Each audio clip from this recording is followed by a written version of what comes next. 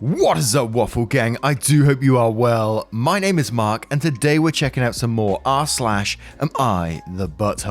If you'd like to skip the initial waffle, timestamps are in the description and along the timeline below, but if you are new here, please consider hitting that like, that subscribe, and maybe that notification bell too. Don't forget to select it as always, so YouTube notifies you every single time we post a video, if you want to, of course, but I thought I'd just give you that warning. And with that being said, let's just crack on with today's stories. Much love, guys. Now, our first story is from Vicky0034. Am I the arsehole for leaving in an Uber after what my husband did at the restaurant? Me, 31 female, and my husband, 35 male, have been married for 14 months. He's a middle school teacher, very close to his family, loves to help out but can be firm at times.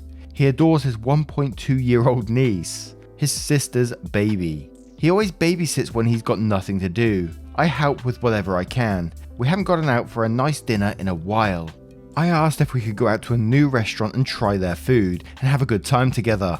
He agreed. I immediately made reservations and took care of everything.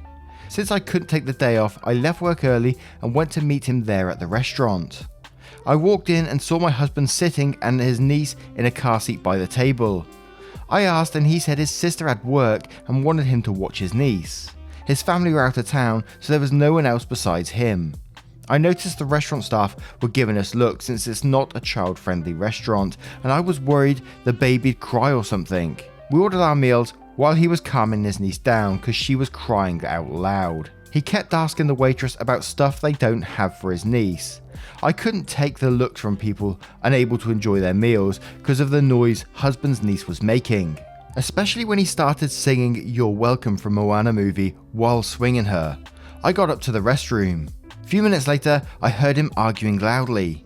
I went to see that he was actually trying to change his niece's diaper on the table. The waitress was arguing with him. I was in shock. The manager came after my husband said he'd take a minute to get it done. The manager spoke to me and asked me to leave eventually. I was livid. We left and I blew up outside. Asked my husband why the table while people were eating, that he could have told me. Otherwise, I wouldn't have picked the restaurant that doesn't allow infants. But he embarrassed me, ruined dinner and got us kicked out. He started arguing with me like I was one of his students after I refused to get in the car, giving me a 0 out of 10 for my reaction and claiming I picked a bad restaurant, said that he was helping his sister, and I needed to understand that. After the argument, I took an Uber and went home. He went to his sister's place and called saying I shouldn't have left like that and make him feel guilty for wanting to help, but I didn't respond. Edit, I just want to say that my husband is the one that insists on taking his niece. He doesn't consider this babysitting, he just loves to be with her and take care of her. He said he wants to adopt since it's our only way of having children. Medical reasons. He absolutely adores kids, so I understand his bond with his niece. But the restaurant incident was blamed on me. He thinks my reaction was over the top, and honestly, I have no idea why he thinks people should mind their own business when he's behaving like that in a public place. In some ways, it kind of feels like he's lost his priority in life, that, you know, his nieces is everything now. And I don't totally get looking after your family members, looking after your niece and nephews. I do it myself sometimes, and I absolutely love to do so. It's just a really nice thing to do, to be involved in their lives, you know, and be a part and play with them and all that kind of stuff. Really love it. Love it to bits.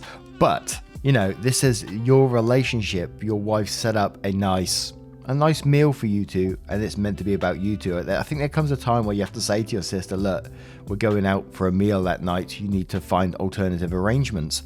And that's the way it is. You know, there's plenty of childcare out there. Sure, it takes some vetting and stuff like that, but that's what you have to do sometimes. It's just the way it is when you are a parent, I'm assuming. But the whole changing the diaper on the table thing was like, oh no. I kind of, when I was reading that, I kind of pictured myself sitting across a table from them and seeing someone doing that and with a what the fuck face at the same time, you know. It wouldn't bother me all that much, to be fair, but at the same time, it's sort of like thinking, nah, you just don't do that, you know. You could have asked if there was other places to do that rather than If they didn't have changing facilities in the place, you could have asked if there was another place to do that rather than just plonking the baby on the table and start whipping its nappy off. No. You don't do that here.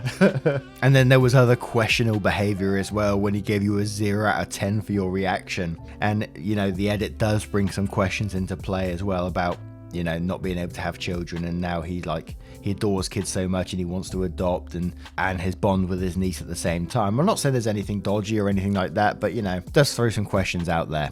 But let's have a look at some comments. And we'll start off with Tamemo Haim. Not the arsehole. Who the fuck changes a baby at a table and not in a restroom when they're in public? Why does he act like his niece is his kid and bring her everywhere? Especially when it's clear you're trying to have some time with just you and your husband. He absolutely embarrassed the hell out of you, and furthermore tried to make you feel guilty for picking a nice restaurant when you were under the reasonable assumption that you could have a nice dinner. You need to have some serious talks with your husband and your sister-in-law regarding boundaries and childcare, because this is 100% not okay. Edit, I am aware that many men's restrooms still don't possess changing tables. However, you can either take the baby to the car or change them on the floor of the restroom as other users have suggested, or use the family restroom if one is available. There's zero excuse for changing the baby on a table of a restaurant and introducing a biohazard where everyone else is eating. And yes says, not the arsehole. He should have told you so you could have gone somewhere else to eat. Also, changing diapers in the middle of a restaurant is absolutely not acceptable. And Judge Jed says, not the arsehole, and quotes, gave me a 0 out of 10 for my reaction, and says, what? Oh, hell no. And the judgy witch says, and quotes, he was actually trying to change his niece's diaper on the table, and then says, not the arsehole, this is gross. Your husband should have given you the heads up so you could book a different restaurant, or even declined his sister's request because it was your date night. Thank you for being the only self-aware adult at the table. Some places are just not suitable for young children. And we'll finish this one on with Bamf saying, not the arsehole, your husband is allowed to have his own life and occasionally say no to his sister. It sounds like she and her daughter are more important to him than your marriage is. A marriage requires work, including the occasional time for just the two of you. Also, by not warning you about him agreeing to watch the baby completely blindsided you.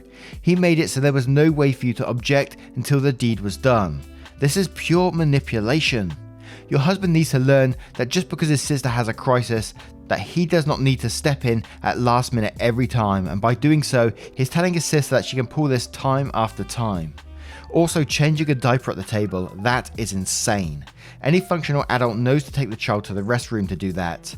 Finally, he tried to deflect guilt by making the argument about you. You picked a bad restaurant, etc., instead of being an adult and keeping on the subject about his actions. And now I turn this one to you guys. What do you guys think of this story? Let me know in the comments below. And our next story is from a throwaway account. Am I the arsehole for telling my apartment complex to tow the car anyway? Hi Reddit, so I live in an apartment complex and park in their underground ramp that is pretty full, with no extra spots, and in which I pay for an assigned specific spot, $175 a month. On Friday evening, I came home from work late and found someone parked in my spot. I tried getting a hold of after hours management to see if I could park somewhere else or see if the other car could be towed, but couldn't get hold of anyone, so I ended up paying for overnight street parking. The next day, Saturday, I go to move my car and the same car is still in my spot. I go to the management office and tell them the car needs to be towed. They tell me they have to give an hour notice to tow. Seemed sus, and they'd put a notice on and then tow. In the meantime, they said I could use the ramp's handicap spot, which I wasn't super comfy doing. I go down to move my car a few hours later and lo and behold, the car isn't towed and I again can't get a hold of the after hours management. The office staff had left at this point. Finally, I go down and the car is still there.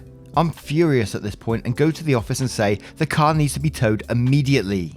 Manager says he'll take care of it, but a few hours later, the car still isn't towed.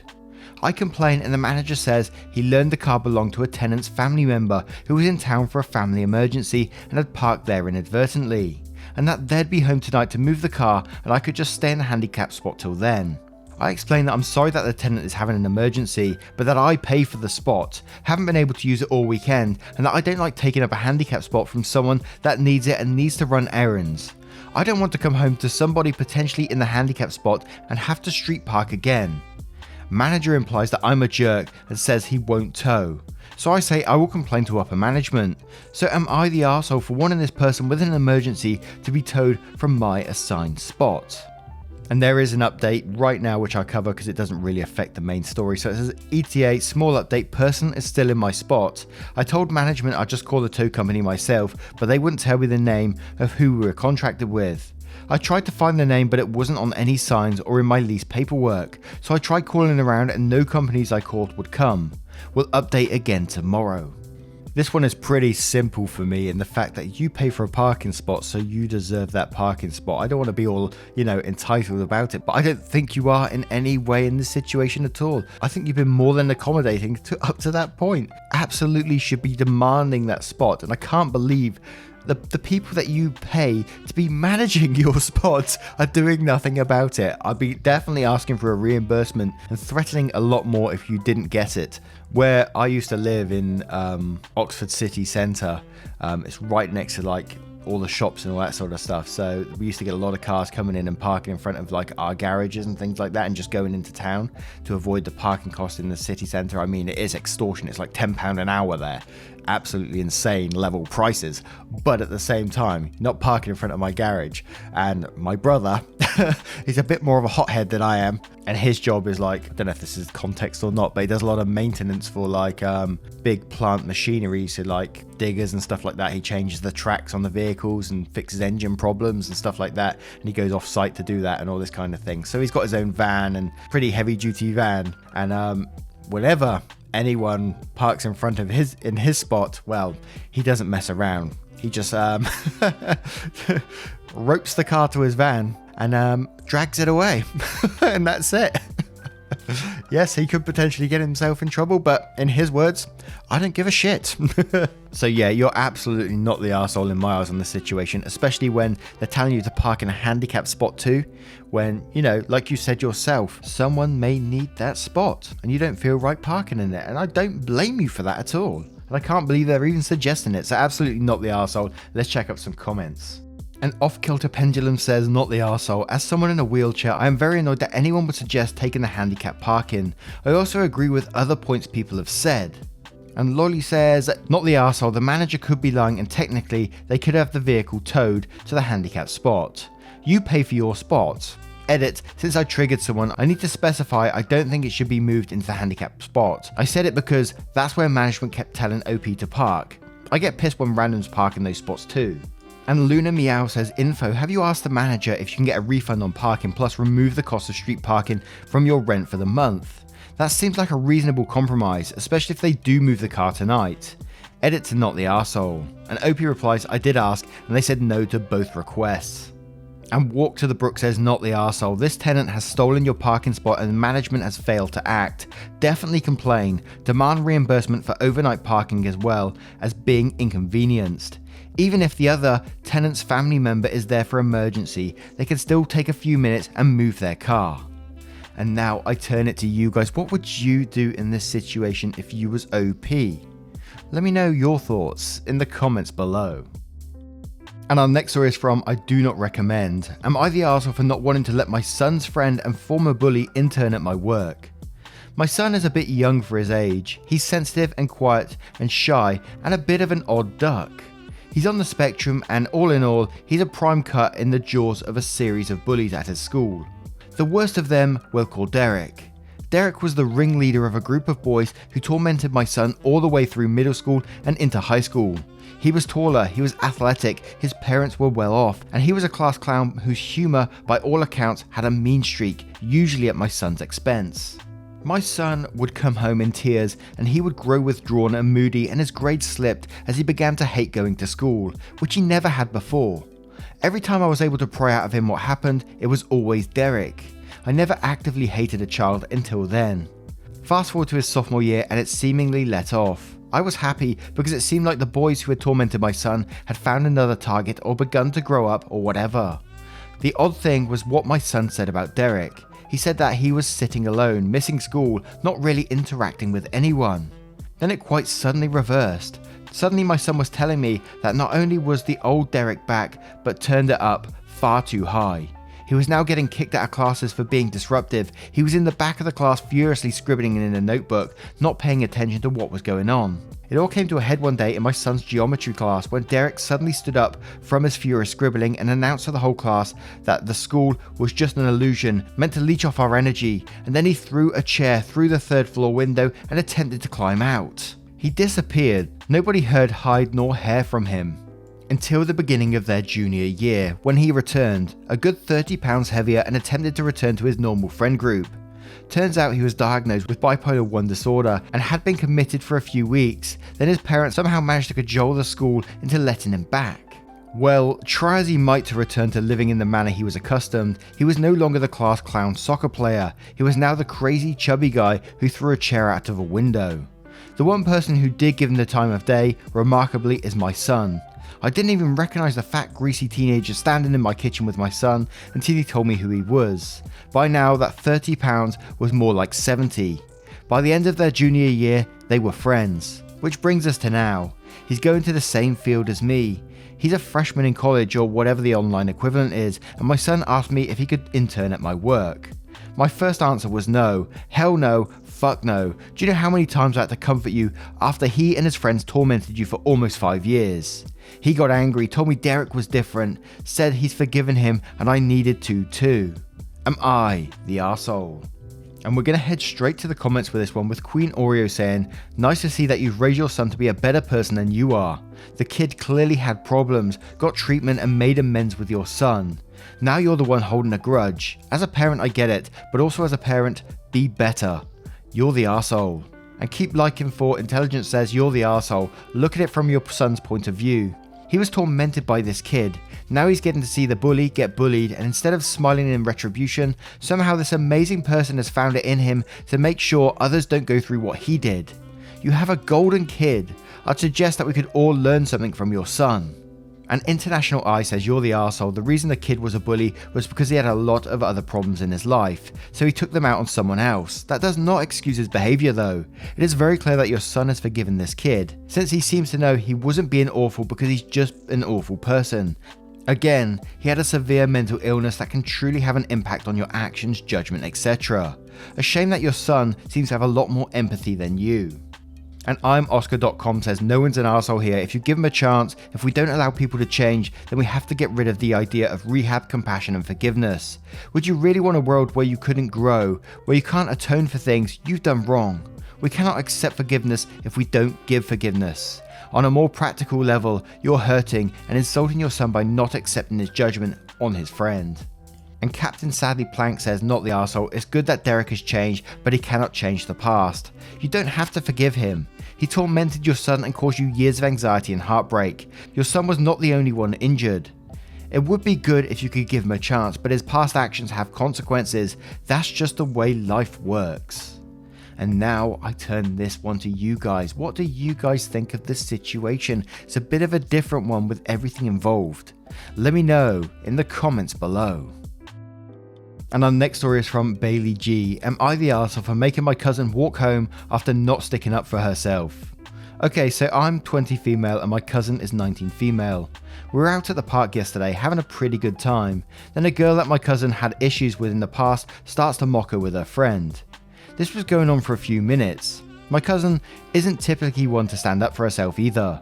We had a pretty decent ride home from the park, so I told her that she needs to stand up for herself against this girl or I'm going to make her walk home. I waited for a few minutes for her to do something and she didn't do anything about the girl bullying her. The girl eventually ended up walking away and laughing with her friend about my cousin. We hung out for a bit longer at the park and then I got in my car and left, making her walk the distance home. She told me that I was being unfair and that I should have given her a ride, but I didn't see it that way at all. I didn't like how she was allowing herself to be treated and made my decision. So, my question to you is, am I the arsehole for this? What? Now, I may be a bit strong saying this, but it just felt like you was bullying your cousin for being bullied. How does that make sense? Where's the logic in this? What are you doing? I mean, come on, man. Your cousin is already going through enough being picked on and bullied themselves. Think of the mental strain they're already going through with everything going on around her, and then you decide to bully her further. How does that make sense? Work that one out for me, please. I need to read some comments because that's crazy to me. Hopefully I'm wrong, but Moon Girl says, you're the arsehole, so she's being bullied and your reaction is to punish her. Oh, God. And Evil Black Swan says, you're the arsehole. What the hell is wrong with you? Punishing someone with low or no self-esteem is only going to make it worse. The bully left on her own after not getting the reaction she wanted from your cousin. In this instance, you should have stood up for her. I can't believe you would just sit by and let this happen. Shame on you. You're a bad friend and a bad cousin. Edit. Way to victim blame, by the way. If I were your cousin, I'd never want to hang out with you. And Matagu says, you're the arsehole. Some people just aren't comfortable with confrontation. What you did was bully someone who was being bullied. Disgraceful. And Old Lang Simone says, you're the arsehole. How dare you be bullied? I'm going to bully you for being bullied. OP, you are such an arsehole. And again, I was thinking when this was happening, when she was getting picked on, did the cousin just stand there and stare and just watch the whole situation play out and not help at all? I mean, come on, man. And Sam Sassatron says, so by your logic, the way to help someone who is being bullied is to bully them by making them walk home. You're the arsehole. You don't deserve your cousin's friendship. And Asura Rathalos says, massive, you're the arsehole. 1, you didn't stand up for your cousin. It's a group effort on her, but you sat and watched. 2, you watched. 3, you watched the whole thing and knew the history. 4, you tried to bully her into standing up for herself. 5, you contribute to bullying her by making her walk home. 6, you are now pretending you care, but backstabbed her. And now I turn this one to you guys. What do you guys think of this situation and what would you do in it? What would you do if you was the one being bullied? Let me know in the comments below. Now, once again, guys, thank you for being here today. I hope you did enjoy today's stories. And if you did, you know what to do. Hit that like, that subscribe, and maybe that notification bell too, as it massively helps out our channel. It really, really does. And hopefully, if you enjoyed, of course, I will see you in the next one. Take care, guys. Much love. I've been thinking that I can't let you go. Hey, can you hear